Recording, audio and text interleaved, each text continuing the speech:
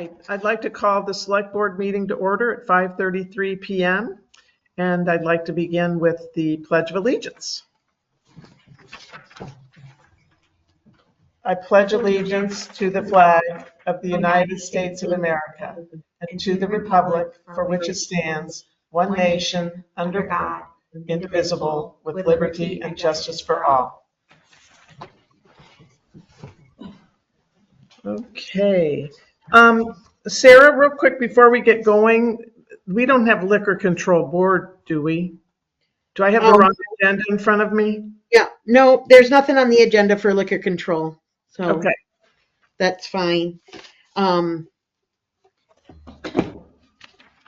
Yeah, yeah, go ahead, Sarah. In the additions or deletions part, I just wanted to highlight in our policy that we adopted, we have the public comment at the end, but I feel like every meeting when we agree to the agenda, wherever it lands, however it's posted on the agenda, we just follow. Yeah. Okay. Yep. Yep, that's good with me. For additions and deletions to the agenda, I have a few things I want to discuss. One being an update on the red house, the red property here on Route 4. And Sarah, what else did I send you? Fire call reimbursement. Yeah. I just want to update everybody on what I found out about those two items. I can do that would that be under business? Yes. Okay. You can do both of those under business, and we're also adding delinquent property tax sales. Nancy Merrill will be attending. She's going to jump online at 6:00. Okay.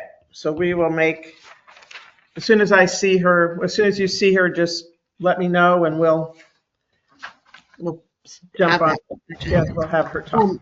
So I just need a so moved for those agenda items. Okay. I'd like to make a motion that we add those items to the agenda. So moved.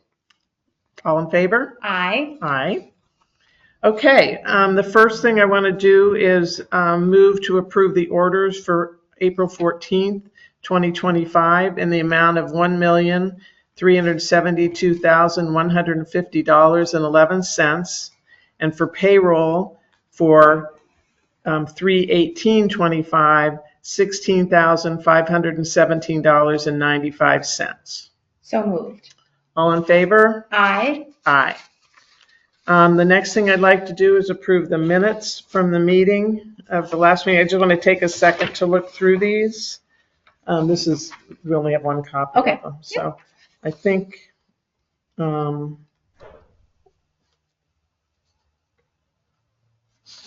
Looks good.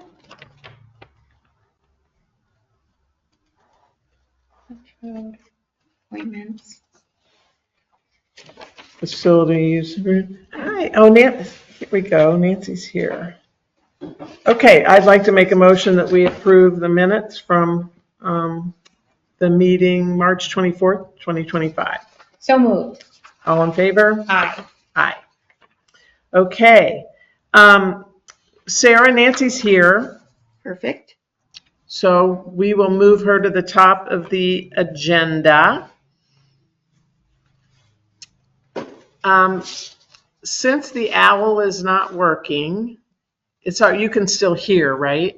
Yeah, and I can see you. We just can't see Nancy. Okay. Do we want Nancy to come up here to the table, or do you just? She could if you just turned the camera sideways a little bit, if she's the only one in the room. Oh, yeah. Yeah, if you don't mind, Nancy, just so we can have you in the recording. No pressure. No. I'm gonna please my shirt up. Okay. Right over here, 'cause we can see. Yeah, there. Yep. So I am turning the floor over to Nancy Merrill, the delinquent tax collector. First off, the easy one. In the past, if we had $5 or less, we'd write it off as a small amount. I got a $7 one this year. Do we want to spend time on the stamps And all that for $7. I would not think we should. I'll just note, I had a conversation with the tax department. I've learned that $20 and less is what they consider de minimis. So for future reference. I would go for 10 easy. 10. Yeah. Okay, there's new rules for collecting taxes. And I went down to Attorney Kupfer. He's going to help me this year with it. And he wrote up, this is what he wrote up. There's a little bit on there, it won't hurt you. All right. I found it was much harder this year than last year, anyway. And we have to wait a little bit longer too, don't we? I have to wait a year. I think they changed that now. You have to wait a year. People have to be delinquent a year before they can collect. So this is someone who's delinquent? That's Yeah, the $7, I'm just kidding. Oh. Yeah, just as an example But I'm just an example of, Okay. of what you're gonna do. Great, okay. Yep. Oh, that made my heart stop. Yeah. it's terrible. It was a very long day, and Amy helped me a lot. Good. Great. These are the people I would like to get an okay to go to tax sale. They will not be going to tax sale for 3 months at the soonest. Dane Beatty's on there twice, and he shouldn't be. And Okay. is it only for the taxes that have been delinquent for a year? Mm-hmm. Okay. So, So like that amount. So just if a person has like 2023 and 2024. That's already that- 2 years. They didn't go with it for both. Oh, you can do 2024 and 2025. You can, Not till September, okay. unless they had a previous one. You can combine them if they've been, That's why I didn't do anything this winter with them. okay, We wait till spring and then we could hit both amounts. okay, got it. so with these, just explain to me what the next steps would be. They get this letter for 3 months. They get certified letter. They get a notice that in a month it will go to the lawyer. They usually call me. And I guess that's about it. Okay, so you're just asking us for permission to go ahead and send the letter? Well, when the 3 months are up to go to the lawyer. Yes. Yeah. Yeah, so you're approving that Nancy can hire an attorney to represent the town with Okay, these tax sales. okay. And who's the attorney? Kupfer. Okay. John or Gary, I can't think yet. Okay. And I have been in touch with him. And it was kind of hard to find somebody that wanted to do it with the new rules. Yeah. So this would be sending out the letter. Can they do payment plans with you? Yes, that shows That's you part right of- there, the 3. Oh, wait, I think the letter we gave back to you. There we go. Yeah. You make it out for 3 payments for 3 months. Like right now, we're making it out for Okay. May, June, and July. And these 8 people, or 8 taxes, in July, the 1st of August, they can go to the lawyers for sale. Okay. Well, I think we need to. Yep. Yeah. Yep. And I mean, there's a whole process where they can pay Right. before I the have- sale and I like have several, well, at the very bottom, it tells you Yeah, what you the have a last lot. payment was. a lot of opportunities. Yeah. The second one is attorney's check. In other words, he hasn't paid anything. I went to the lawyer sent the check to me. Okay. Oh, okay. Some of them do pay, some of them don't. One of them, as soon as the lawyer writes to them, they pay. Okay. But they've always paid 1 year. I mean, that's a lot of money for somebody to have to get hammered on for 2 years. And they will make payments. I accept payments. Okay. I accept most any payment, not necessarily a third of the amount. Right, just anything, and then, but by the end of the 3 months, Yep. the Yep. total needs to be. All righty. So the, The one that's not on there is a property we're dealing with, because it's a problem, there's 3 owners. Well, I paid this and I paid that. and we'll start quitting actually, but Okay, Jesse and I are working on this. okay, It's a Page Gallen. okay. So our motion will be to approve that you go, retain a lawyer, right? That's all. We're not necessarily, because you can go forward and do this probably without us, I think, is that what I'm hearing? Yeah, Yeah. you guys have control over hiring the attorney. Got it, okay.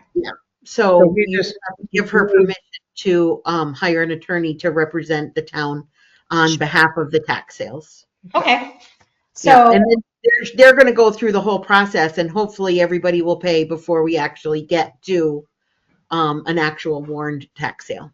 okay. So I will move that the town retain counsel at your discretion for the purpose of assisting with delinquent tax sales Of these 8 properties. of these 8 properties. If it comes in, if any more come along, I'm sure I'll be back. Okay, Okay. The rest of them I can start in May. Okay. June, July, and August. That means that by September, it's a year, and they've had their 3 months. notice. Okay. Thank you. That's interesting. I didn't know anything about Can I this. keep a copy of that, or do you have a blank one, or I I can think just I scratch got that a out? blank one. Sarah, was that an okay motion? Yes. And I She second seconded that it? motion. Okay. All in favor? Aye, Aye. Oh, don't tell me I didn't bring a blank. that's okay. That's okay. You can have this, you started this.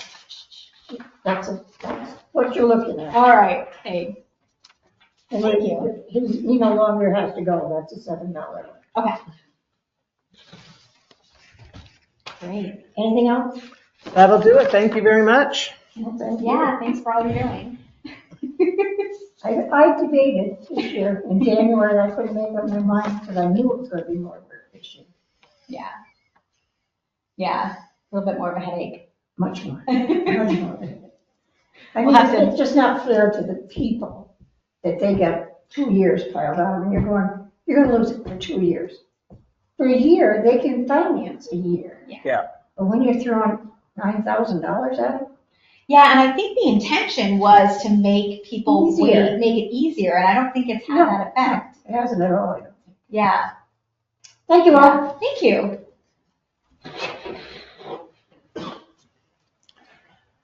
Okay, so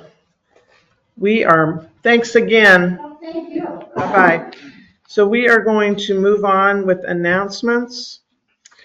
Sarah, do you have any announcements? Yeah, I just wanted to announce that there's going to be a special select board meeting on April 30th with the Regional Planning Commission to discuss the changes of Act 181. Megan, you mentioned that you were going to be out of town for this meeting. Yeah, but I am going to that training Wednesday night downtown at the RPC. Perfect. I was gonna ask you about that. So there's one Wednesday and I think one Thursday. I'll go to maybe I'm Is thinking this the the Thursday one coming here going to be the same as that? I don't believe so, but you can ask that at the seminars. I think they're going to be specifically talking about Mendon. At the Okay. At third our- meeting. Yeah, and the training that is scheduled for tomorrow night or for Wednesday and Thursday is just an overview of what that statute or what that act is changing. Okay. And Greg is also attending that Wednesday Great. night. I might end up going to the Thursday one just because of scheduling, but I am interested in if there's any more flexibility with designating like a downtown area or using any of those tools. So Sure. So that'll be a special select board meeting at the town office at 5:00. So, and I'm also going to be gone for the next select board meeting. So I don't know if it's all the same trip. So that's the 28th. So I don't know if we may want to just move the 28th to the 30th. Oh, that's a good idea. Oh, potentially, yeah. We just have to be sure, we made Alan aware. But maybe just do that. Yeah, and Jesse has scheduled that with the sheriff. So potentially we could meet all in the same night. So I will confirm that with Seth and move forward to warning that if that works for everybody. Yeah, he's out of town. You know that probably. Yes. Yep. He'll be back. Okay. All right. So if you guys do that, then, We can I'm, cancel the yeah, 28th. I'm out of the country for both of those. Okay. All right. Any other announcements? No. Okay. All right. Then we will move to public comment. Does anyone have any public comment? So Carol does have her hand raised. Okay. Carol, do you want to unmute? Yes, I had a question actually that involved Nancy Merrill. We've had our mortgage and our insurance and taxes included in that mortgage for almost 30 years. And one of our properties was not included in the tax payment. So I got a delinquent bill. And I'm just wondering how that happened because my mortgage company really doesn't have an answer for me how that could have been, taken off of the bill. So I have the penalty and the interest payment, and I'm not getting a refund from my mortgage company. So I don't know why That would be between you and the mortgage company, not that would. I know that's kind of what Jesse said, but they don't have an answer why it wasn't included all of a sudden after many years of having it included. Well, we don't have any control over that. Unfortunately, we did not receive the payment, so therefore we have the penalties. And I would think, you just want to continue to try to get an answer from them. I find it very peculiar. Right? If you're paying if your mortgage and your interest and your insurance is all included, then all of a sudden it's not one payment. Yeah, you have a lot of questions for your town too. So Right. So Carol, just to give you some additional information from the office, and Jesse should have been able to give you this information as well, is that the tax bills get sent to both you as a property owner and to the mortgage company that might have a mortgage on the property. So there could be some confusion with your bank on that you have two properties on the same. Well, there was, all I'm saying, Sarah, is that there wasn't confusion 6 months prior to that. So why would there be confusion all of a sudden 25 years later? Well, but tax bills get sent, like we send one tax bill for the two payments. Can I just interrupt you for a second, Sarah? Is that I've never had to send my tax bill to my mortgage company. No, because we do that as a courtesy here in Mendon. Not all towns do. Correct. So why did that courtesy not happen to me? Well, it did. So not if it didn't get paid. Not if it didn't get included with my mortgage. I mean, you're blaming the town of Mendon for your mortgage company. Yes, I am. Your bill, but I am. But we send, so our statutory responsibility is to send the tax bill to the owner of record, which is your address. We send it to the mortgage company as a courtesy, but it's ultimately. So are you telling me that as a courtesy, you are no longer sending my tax bill to my mortgage company? Because that is information that I would need prior to you no longer sending it to my mortgage. I'm telling you that as a courtesy, we send all tax bills to mortgage companies. So that did get sent to your mortgage company, and it's a problem that you need to solve. Obviously, Sarah, it did not get sent to my mortgage company. Therefore, they did not include it in my escrow. Right. So I believe that you're full of shit. Okay. So thank you. We're done with that conversation. Okay, then. Any more public comment? No? Okay. We'll go ahead and move on to business. We have here, and Sarah and I are both signing the local emergency management plan. And I'd like to. Yeah, so we would, I think just you sign it, but we would approve it for you to sign? Yeah, Okay. so I'm going to make a motion to adopt the local emergency management plan for 2025 and the National Incident Management System. Yep, I will second that. All in favor? I Aye. don't know, Sarah was just gonna say something. Was there? No, it was just to include the National Incident Command System. Okay. And we have both of those right here in front of us and are signing. Perfect. Okay. How often do these get, is this an annual? That is an annual review. So Leamy Carter, as our Director of Emergency Management, is the one that updates the contacts and information in the plan. And it's due to Vermont Emergency Management by May 1st annually. Got it. Okay. Yep. Thanks for all your work on it, to you and to Lima. Yep, absolutely. And so, I gave you a hard copy of it. This is important for you to keep on file, readily available. So if there is an emergency that might be heading our way, or one that might come up that you guys aren't aware of, like a accident on Route 4 that might have a hazardous spill that might need to evacuate a portion of the town, something like that. Usually flooding or hurricanes, we know in the weather forecast that the storm is coming, and I will email out prior to the storm another copy of that report just to have it at the forefront of your email.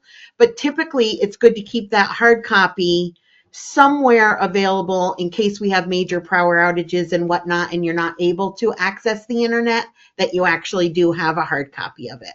It does have important information of everybody's contact information on it. So right here is the copy that we signed. Is there another copy here?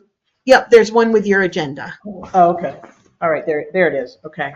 Well, I got this one. And then that one's mine. But wait, I don't think this is one. These look like two. These look like the municipal grants. Oh, those are municipal grants from Chris. So it looks like there was just one. Was that possible? There was just one copy of the? I will make sure that everybody has a hard copy of it. I'll distribute the signed copy for you all.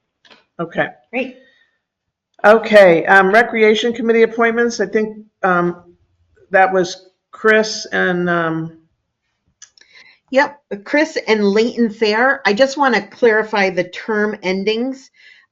Chris's term ending would be, because he's taking over for somebody else's appointment, Okay. would be 3/31/27.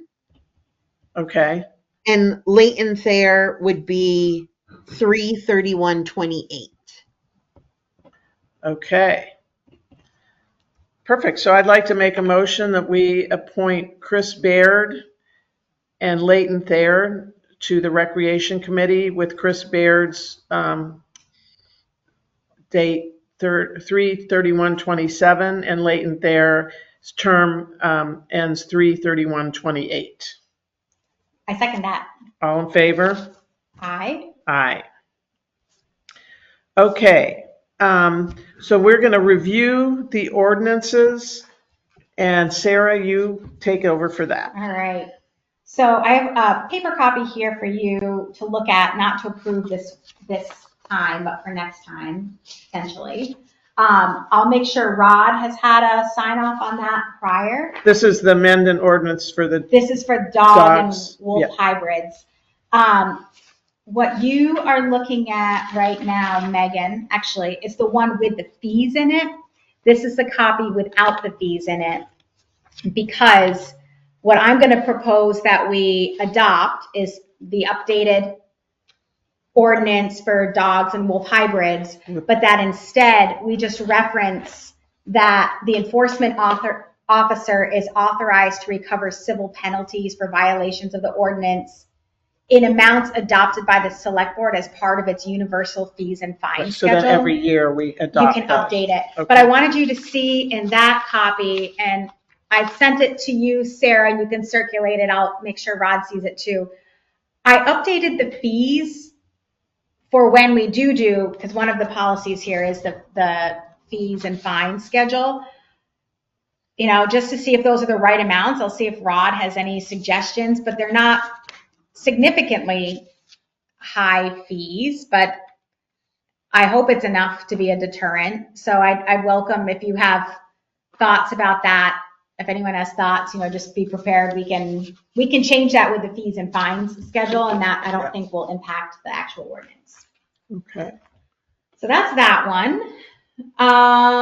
What was the next? I didn't bring an agenda, so let me just peek at yours. Records retention. Was Oh, there yeah. an agenda on the table for you? What's that? Was there agenda packets No, on there the wasn't. But that's okay. There might be one up here. Okay, Oh, so look at that. Thank you. Well, here's the second one. Oh, okay. Thanks. There's so much paper here. When Chris brought all this. paperwork for you guys. That's okay. So I think we'll be ready to adopt a records retention policy next time. One thing just to flag or to highlight, so Jessie did a lot of work on this. She met with the Secretary of State's office, and the state has recommended policies for different types of documents. And just as an example, a recommended retention for correspondence would be a year. But there are correspondence, meaning like emails back and forth or texts that are, oh gosh, what's the word for it? Temporary or transient records. So they're just to communicate, that we have a meeting coming up, or here's the materials for a meeting, or notice about the Rutland Regional Commission's upcoming meeting. So those as transient records, or a text, say, between, Sarah and I, that isn't substantive and isn't considered correspondence. Those might be deleted more regularly. And so we've adjusted that. I think the only question will, that it really is one of a policy matter. And maybe if we could have Jessie come to that meeting when we're ready to adopt that one, that would be cool.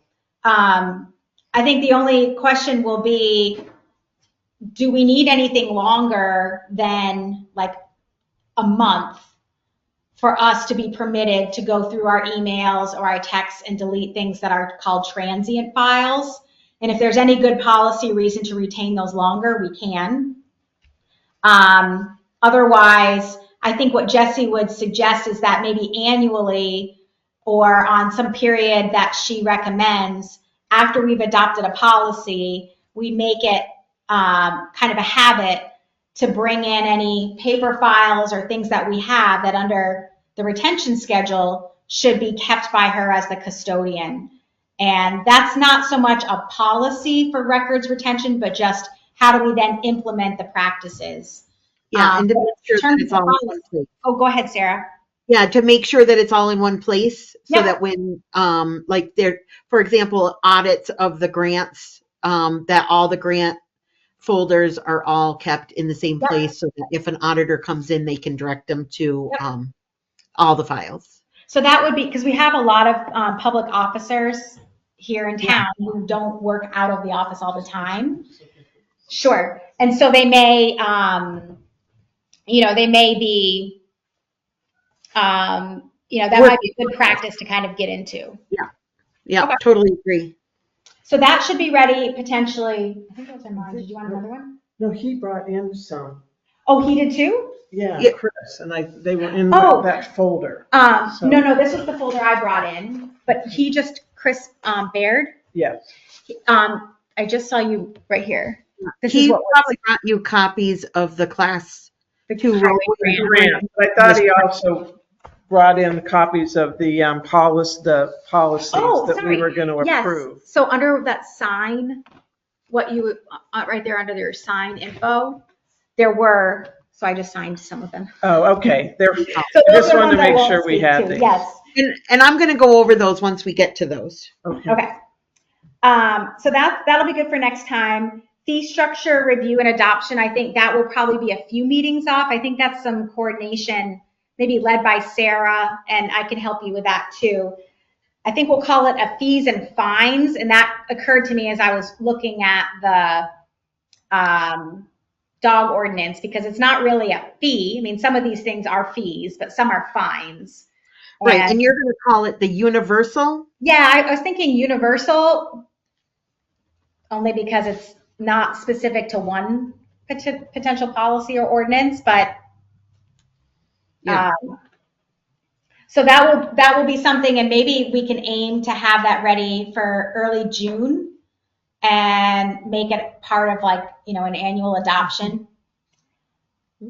Video surveillance and policy review. I have talked with the staff. The purpose of such a policy was just to make sure that we're clear as a select board on the purpose for recording and how long you keep those tapes, access with public safety, ensuring that we aren't taping places where employees might have an expectation of privacy, which we don't. So it's pretty much just codifying the practice that we have. Sarah and Jesse and Joy have all kind of weighed in on some of the high level matters. Alan, I think Alan would be the only one I want to just check with to see if there's anything in terms of law enforcement that they have a concern with, in the policy. And so I would say probably by not next meeting, but maybe the meeting after, we'd have that one ready. And that's it for me for policies. So the next one is the lockout tag that Chris dropped off. Yeah, so if you want to just pull out those policies that are flagged for your signature and adoption, these are modeled after. So what you have in front of you is actually labeled the lockout, tag out, policy review and adoption, Right in here. the bloodborne pathogens, and the hazardous communication policy. Yeah. Found So them. these three policies are modeled after VLCT's resources, and they are required from OSHA to have these policies in place, and also recommended by our insurance carrier. So just a brief overview, the lockout tag out is to make sure that all electrical equipment is locked and power cut off to it before you do any work on it, to avoid electrocution. Bloodborne pathogens is how to administer first aid or use personal protective equipment in order to not get cut and expose yourself to bloodborne pathogens. And the hazardous communication policy is a system of communication on any hazardous materials that we have stored at the garage or that they are going to be using in their daily course of work, that we have to have the material spec sheets on them available, with that also outlines first aid recommendations if you're exposed to any of those chemicals. So those three policies are ready for adoption. And again, they were modeled after VLCTs. Okay, so I'd like to make a motion. Can I do all three in one motion? Sure. That we approve the following policies: the lockout tag policy review and adoption review, personal protective equipment, and hazardous communication policy. Yeah, I just wanted to correct the personal protective equipment because Chris had presented the bloodborne pathogens. That's the title of it. Okay. Oh, okay. In which we use personal protective equipment, but I think he's going to be looking into a standalone personal protective equipment one. So I think your motion should reference lockout, tag out, bloodborne pathogens, and hazardous communication. Okay, so I'll start over. I'd like to make a motion that we approve the hazardous communication program, the lockout, tag out policy, and the bloodborne pathogens policy. I'll second that. All in favor? Aye. Aye. Okay. I was just going to bring up, we had reached out, the Red House down the street, we've been having some concerns about, and I think people in town have had some concerns, so I just want to bring people up to date on what we've done. We know the gentleman that owns the home is living in Pine, I can't think of the name of the nursing home down in Rutland. Oh, the one by the hospital? Huh? It's the Pines, yeah. The Pines. But he's, we've spoken with him, and so he's aware, but I think we need to talk to, he thought that there was that the legal process had gone through with the person that's been squatting there. But I think, Alan, you had said to me that you didn't think that legal paperwork ever went through for the Red House. Not sure what you mean by legal paperwork. Well, you said that so you'd never gotten the legal guidance to go there like you did in the greenhouse. Right, we haven't received any court notices. So court, okay.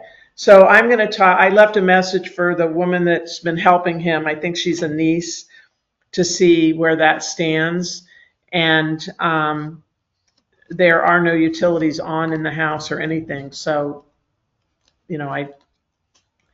but we've assured him we're just trying to help. We're not trying to interfere, and we're just trying to be there to support him to make sure that no damage is being done to his property while he's not there. So there's a squatter in his home while he's, Well, I've seen him around. okay. He's somebody we thought was gone, right? Or was that before you? I think that might have been before you. Yeah. Yeah, so we thought he was gone, but he's also on the sexual Offender registry. But because the school bus no longer picks up at Sugar and Spice, it's not the same as before. Got it. So anyway, that's just something I just wanted to say that we've been working on. I received the other thing I wanted to talk about was I received the list of the fines that were charged to us for emergency calls, which are $750 each. Yeah, And I reviewed every one of them. 2 of them were for the Econo Lodge, where people were living in there where they weren't supposed to be living in there. And they set it off by cooking. And so I'm kind of interested in pursuing recovering that money.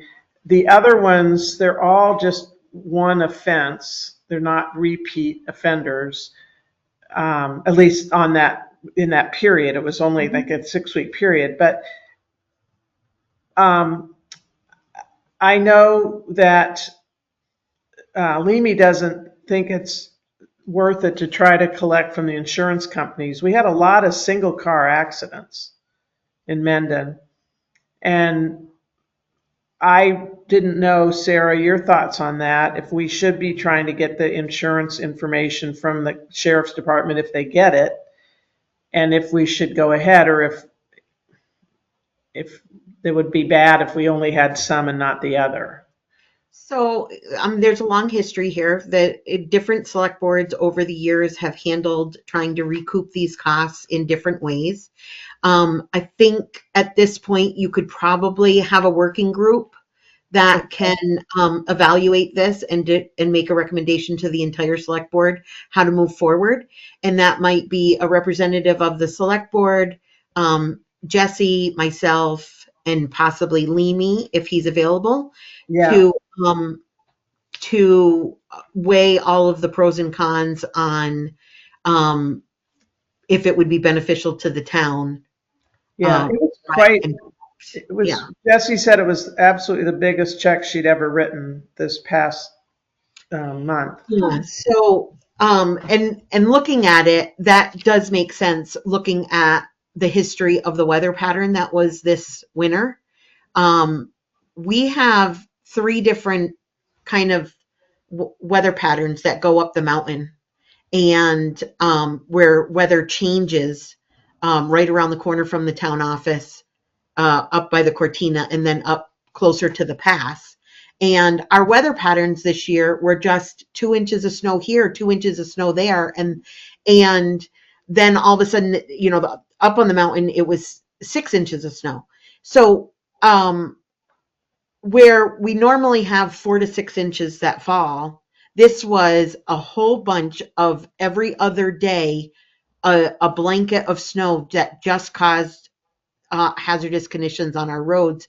And not to say that the state and the town were on top of it, but it made roads slippery very quickly, and prior to being able to be dispatched. So a lot of those accidents on Route 4 was because of weather conditions.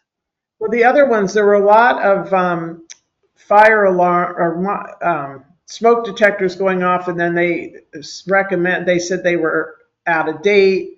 Carbon monoxide detectors that are out of date, no bad, and so that's something I think we just look for the pattern to see if it happens again. But that'll be a question for the working This group. is something that the working group can Okay. look at, and what information and the timing of the information that the town receives on these different calls.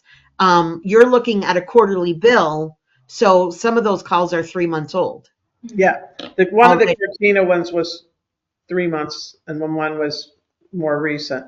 The other thing that I was questioning about it is, I know this is petty, but somebody cooking at the Best Western set off the fire alarms because they're cooking in their kitchen of their condo. Is all of the, I was under the impression part of the Best Western is in Rutland Town. Most of the Best Western is in Rutland Town. Building number 5 is in Mendon, and so is the community center. The main building is in Mendon. So does their fire alarm system automatically call the correct police, fire, and rescue? It's supposed to. So that's a double check with us, is to make sure that Building 5 or the community center was being dispatched by Rutland City, and that Rutland Towns was being dispatched to the other buildings. Yeah. So I'll have to look on that and see where that is, where that fire was. I might be able to tell something. I think it has a room number on it. Correct. Okay, I just thought it was curious if it would only call Rutland. Yeah. It doesn't happen that often, but it does happen that there is confusion about what buildings in Mendon. Okay. I'm particularly interested in that Econo Lodge one because they're not supposed to be using it yet because they haven't fulfilled all Well, their one was conditions. before Greg, when they told him to get out, but the other one was since Greg had gone up and gotten them out. So, he feels very strongly we should send them a bill for both of those. But and then you would also be looking at the different situations with our false alarm ordinance. So our false alarm ordinance is really looking at people that do have alarm systems installed in their homes, that a low temperature alarm is going to call out the plumber, and a smoke detector alarm is going to call out the fire department and dispatch the fire department, and that a burglary alarm or a sensor going off that someone's breaking into the house is calling out the state police or law enforcement. okay, but I'd like to get a working group going on that. So I just wanted to update people that I was looking into that. And other than that, I'd like to move that we adjourn the select board meeting at 6:17 p.m. I'll second it. All in favor? Aye. Aye. Okay.